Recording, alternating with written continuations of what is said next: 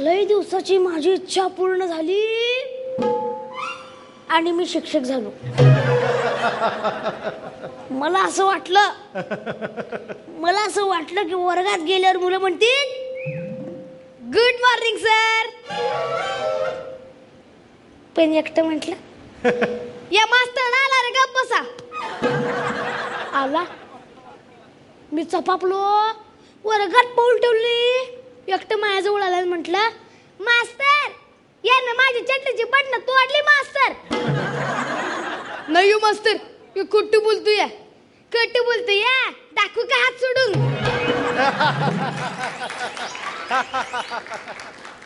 मी त्यांना शांत बसविला आणि म्हटलं हा तर मुलांनो मी तुमचा नवीन वर्ग शिक्षक पाटील गुरुजी.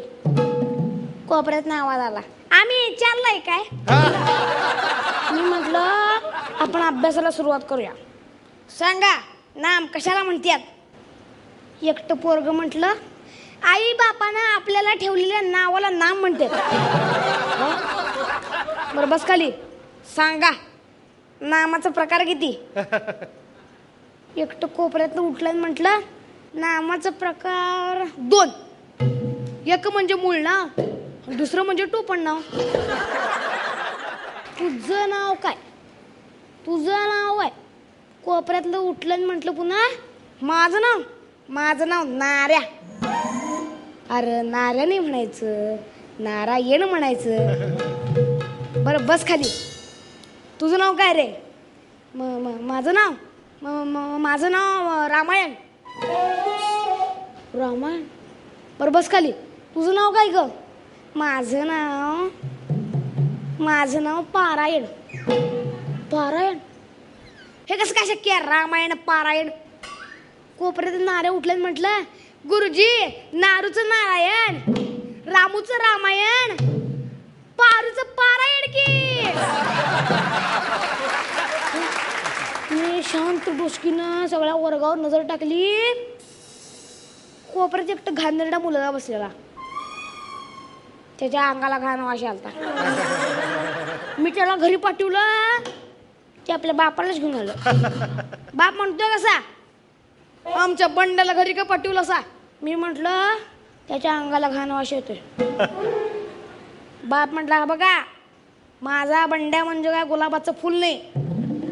त्याचा वास घेऊ नका. त्याला फक्त शिकवा. असली ढ माणसाने ढ मुलं बघून मी पण जिद्दीला पेटलो. मुख्याध्यापकांकडनं रात्र शाळेची परवानगी घेतली. या कार्ट्यांना संध्याकाळी 7 वाजता यायला सांगितलं. ही कार्ट्याला रात्री पावणे झाला. आल्या आता असं शिकवायला घेणार. फाटकन लाईट गेली. एकटं म्हटलं मास्तर आमच्या इकडे रोज 10 वाजता लाईट जात्या आता झोपाचं काय. मी म्हटलं कंदिलावर अभ्यास करायचा. माझ्याकडे 2च काड्या होत्या. एका काडीनं कंदील लावला दुसरी काडी जपून ठेवली. दार लावायला गेलो कंदील विझला. शेवटच्या काडीनं कंदील लावलं म्हणालो मुलांना काय रे कंदील कसा काय इजला. एकटं म्हटलं मास्तर असा इजला कंदील.